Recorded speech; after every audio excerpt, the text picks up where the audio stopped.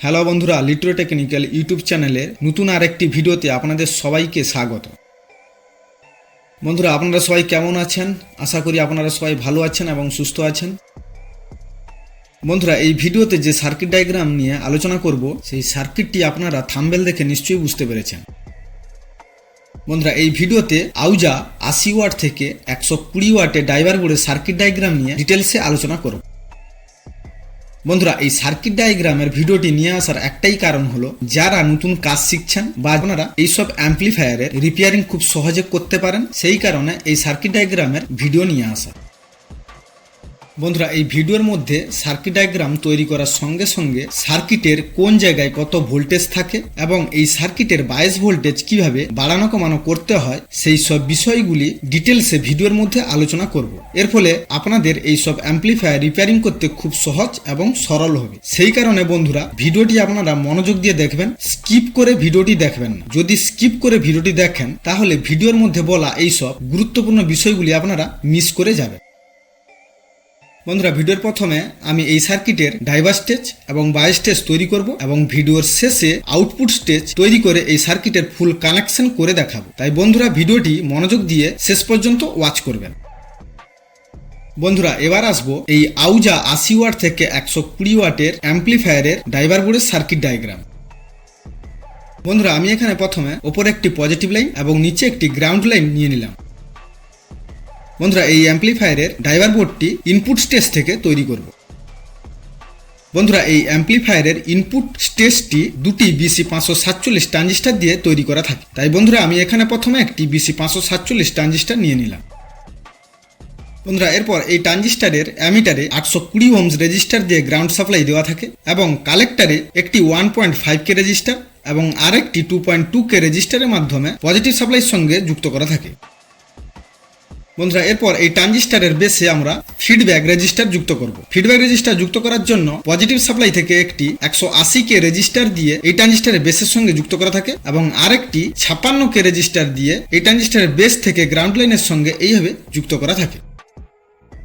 বন্ধুরা, এরপর এই ট্রানজিস্টারের বেসে সিগন্যাল ইন করার জন্য এই ট্রানজিস্টারের বেস থেকে একটি 2.2F 50 ভোল্ট বা 63 ভোল্টের ক্যাপাসিটার এইভাবে যুক্ত করা থাকে। বন্ধুরা, এরপর এই ট্রানজিস্টারের কালেক্টর থেকে আরেকটি 2.2F 50 ভোল্টের ক্যাপাসিটার দিয়ে আউটপুট পাওয়া যাবে। বন্ধুরা, এরপর এই ইনপুট স্টেজে আমাদের এখানে আরেকটি BC 547 ট্রানজিস্টার নিতে হবে। বন্ধুরা, এই ট্রানজিস্টারটির কাজ হলো অডিও সিগন্যালটিকে বায়াস স্টেজের দিকে নিয়ে যাওয়া এবং তার সঙ্গে ফিডব্যাকেরও কাজ করা। বন্ধুরা, এরপর 1 নম্বর ট্রানজিস্টারের কালেক্টর থেকে যে অডিও সিগন্যালটি আউট হচ্ছে সেই আউটপুট সিগন্যালটি এই ট্রানজিস্টারের বেসে সরাসরি এইভাবে যুক্ত করতে হবে। বন্ধুরা, এরপর ইনপুটের 1 নম্বর ট্রানজিস্টারের পজিটিভ সাপ্লাইটি সরাসরি 12 ভোল্ট লাইনের সঙ্গে যুক্ত করা থাকে না, একটি 100 ওহমস রেজিস্টারের মাধ্যমে পাওয়ার সাপ্লাইটি দেওয়া থাকে। তাই আমি এখানে এই 100 ওহমস রেজিস্টারটি এইভাবে যুক্ত করে দিলাম। বন্ধুরা, এরপর এই 2 নম্বর ট্রানজিস্টারের বেসে ফিডব্যাক রেজিস্টার যুক্ত করতে হবে। তাই আমি এখানে পজিটিভ লাইন থেকে একটি 68K রেজিস্টার দিয়ে এই ট্রানজিস্টারের বেসের সঙ্গে এইভাবে যুক্ত করে দিলাম এবং আরেকটি 39K রেজিস্টার দিয়ে গ্রাউন্ড লাইন থেকে এই ট্রানজিস্টারের বেসের সঙ্গে এইভাবে যুক্ত করে দিলাম। বন্ধুরা, এরপর এই ট্রানজিস্টারটিকে চালনা করার জন্য এই ট্রানজিস্টারের কালেক্টরে একটি পজিটিভ সাপ্লাই দিতে হবে এবং এই ট্রানজিস্টারের অ্যামিটারে একটি গ্রাউন্ড সাপ্লাই দিতে হবে। তাই আমি এখানে পজিটিভ লাইন থেকে একটি 520 ওহমস রেজিস্টার দিয়ে এই ট্রানজিস্টারের কালেক্টরে এভাবে পজিটিভ সাপ্লাই দিয়ে দিলাম এবং আরেকটি 33 ওহমস রেজিস্টার দিয়ে এই ট্রানজিস্টারের অ্যামিটারে গ্রাউন্ড সাপ্লাই দিয়ে দিলে বন্ধুরা, এই ট্রানজিস্টারের কালেক্টর থেকে 2.2F 50 ভোল্টের ক্যাপাসিটার দিয়ে আউটপুট পাওয়া যাবে। বন্ধুরা, এবার আমাদের এখানে ইনপুট স্টেজটি কমপ্লিট। এবার আমরা বায়াস স্টেজ তৈরি করব। বন্ধুরা, এই অডিও বোর্ডে 3055 ট্রানজিস্টার দিয়ে বায়াস স্টেজ তৈরি করা থাকে। তাই বন্ধুরা, বায়াস স্টেজটি তৈরি করার জন্য আমি এখানে 3055 ট্রানজিস্টার নিয়ে নিলাম। বন্ধুরা, এরপর ইনপুট স্টেজের আউটপুট অডিও সিগন্যালটি এই বায়াস ট্রানজিস্টারের বেসের সঙ্গে এইভাবে যুক্ত করতে হবে। বন্ধুরা, এরপর এই ট্রানজিস্টারের বেসে একটি 1.5K রেজিস্টারের মাধ্যমে গ্রাউন্ড সাপ্লাই দিতে হবে। তারপর এই ট্রানজিস্টারের অ্যামিটার থেকে আরেকটি 10 ওহমস 2 ওয়াটের রেজিস্টার দিয়ে এইভাবে গ্রাউন্ড লাইনের সঙ্গে যুক্ত করতে হবে। বন্ধুরা, এরপর এই ট্রানজিস্টারের বেসের সাপ্লাইটিকে বাড়ানো কমানোর জন্য পজিটিভ লাইন থেকে একটি 10K প্রিসেটের মাধ্যমে এই ট্রানজিস্টারের বেসে পজিটিভ সাপ্লাই দিতে হবে। বন্ধুরা, বায়াস স্টেজের এই পজিটিভ 12 ভোল্টের লাইনটি সরাসরি যুক্ত না করে আমাদের এখানে একটি 47 ওহমস রেজিস্টারের মাধ্যমে এইভাবে যুক্ত করতে হবে। বন্ধুরা এবার আমাদের 22 স্টেজ কমপ্লিট। এখন আমরা ডাইভার স্টেজ তৈরি করব। বন্ধুরা এখানে এই প্রিসেটটির মূল কাজ হলো এই 3055 ট্রানজিস্টরের অ্যামিটার থেকে যে গ্রাউন্ড সাপ্লাইটি কালেক্টর হয়ে বেরোচ্ছে সেই গ্রাউন্ড সাপ্লাইটিকে বাড়ানো কমানো করা বা বায়াস ভোল্টেজটিকে ফিক্সড রাখার জন্য এই প্রিসেটটি এখানে ইউজ করা হয়েছে। বন্ধুরা এরপর এই অডিও বোর্ডের ডাইভার স্টেজটি তৈরি করার জন্য এখানে আমরা একটি ডাইভার ট্রান্সফর্মার ইউজ করব বা ডাইভার ট্রান্সফর্মার এই ডাইভার বোর্ডের সার্কিটে ইউজ করা থাকে। তাই বন্ধুরা আমি এখানে একটি ডাইভার ট্রান্সফর্মার নিয়ে নিলাম।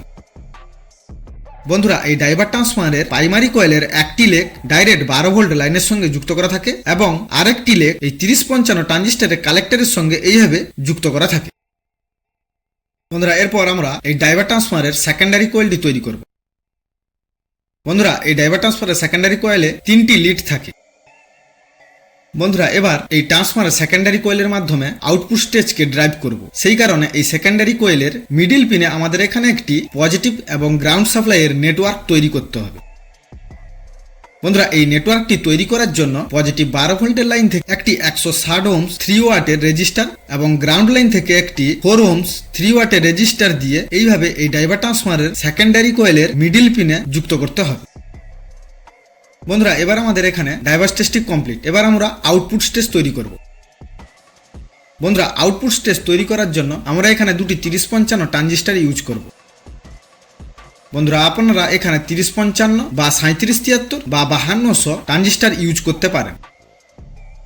বন্ধুরা আপনারা যদি 3055 একটি পেয়ার ইউজ করেন তাহলে এখানে আপনারা 80 ওয়াটের আউটপুট পাবেন এবং এই ট্রানজিস্টরের দুটো পেয়ার ইউজ করলে এখান থেকে আপনারা 120 ওয়াটের আউটপুট পাবেন। বন্ধুরা আমি এখানে এই ট্রানজিস্টরের একটি পেয়ার কানেকশন করে দেখাবো। বন্ধুরা এরপর 1 নম্বর 3055 ট্রানজিস্টরটিকে ড্রাইভ করার জন্য ডাইভার ট্রান্সফর্মারের 1 নম্বর লিডটি এই ট্রানজিস্টরের বেসের সঙ্গে যুক্ত করতে হবে। তারপর 2 নম্বর 3055 ট্রানজিস্টরটিকে ড্রাইভ করার জন্য ডাইভার ট্রান্সফর্মারের 3 নম্বর লেগটি এই ট্রানজিস্টরের বেসের সঙ্গে এইভাবে যুক্ত করতে হবে। বন্ধুরা এরপর এই দুটো ট্রানজিস্টরের কালেক্টর টু বেস একটি করে 471 পিএফ এইভাবে যুক্ত করতে হবে। বন্ধুরা এরপর এই দুটি আউটপুট ট্রানজিস্টরের অ্যামিটারে 1 ওহমস 5 ওয়াটের রেজিস্টার দিয়ে গ্রাউন্ড সাপ্লাই দিতে হবে। তাই বন্ধুরা আমি এখানে 1 নম্বর ট্রানজিস্টরের অ্যামিটারে একটি 1 ওহমস 5 ওয়াটের রেজিস্টার দিয়ে এভাবে গ্রাউন্ড লাইনের সঙ্গে যুক্ত করে দিলাম এবং একইভাবে 2 নম্বর ট্রানজিস্টরের অ্যামিটারেও 1 ওহমস 5 ওয়াটের রেজিস্টার দিয়ে গ্রাউন্ডের সঙ্গে এইভাবে যুক্ত করে দিলাম। বন্ধুরা এরপর আমরা এখানে একটি আউটপুট ট্রান্সফর্মার তৈরি করব। এই আউটপুট ট্রান্সফারের মাধ্যমে আমরা হর্ন বা বক্সকে চালাতে পারবো। বন্ধুরা এই আউটপুট ট্রান্সফর্মারের প্রাইমারি কয়েলে 3টি লিড থাকে। তাই বন্ধুরা আমি এখানে এই আউটপুট ট্রান্সফর্মারের প্রাইমারি কয়েলে 3টি লিড এইভাবে তৈরি করে দিলাম।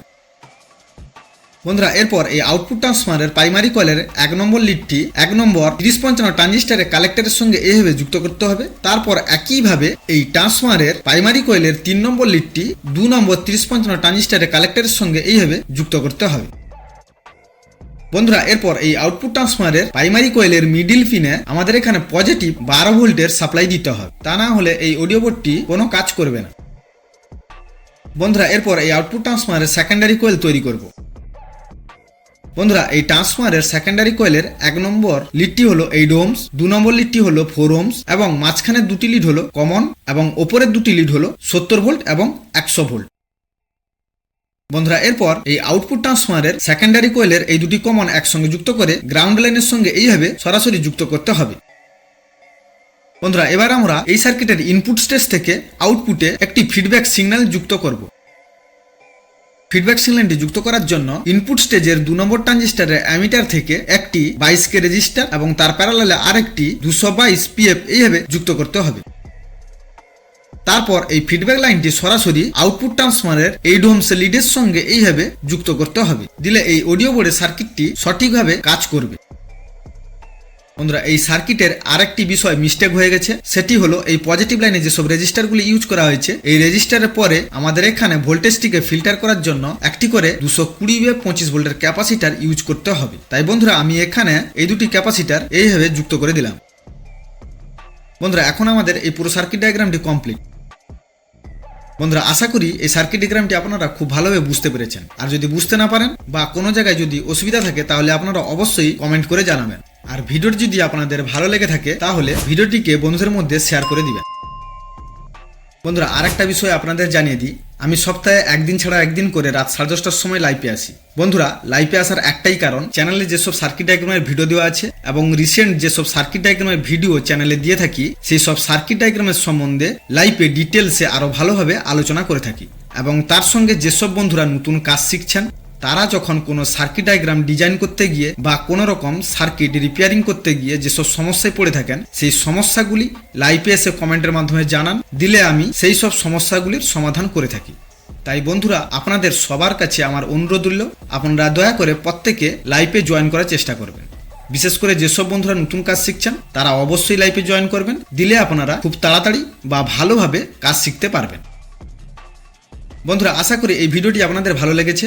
ভিডিওটি যদি আপনাদের ভালো লেগে থাকে তাহলে অবশ্যই ভিডিওটিতে একটা লাইক করে দিবেন এবং চ্যানেলে যদি নতুন হয়ে থাকেন তাহলে চ্যানেলটিকে সাবস্ক্রাইব করে নোটিফিকেশন অন করে রাখবেন সবার আগে ভিডিও পাওয়ার জন্য।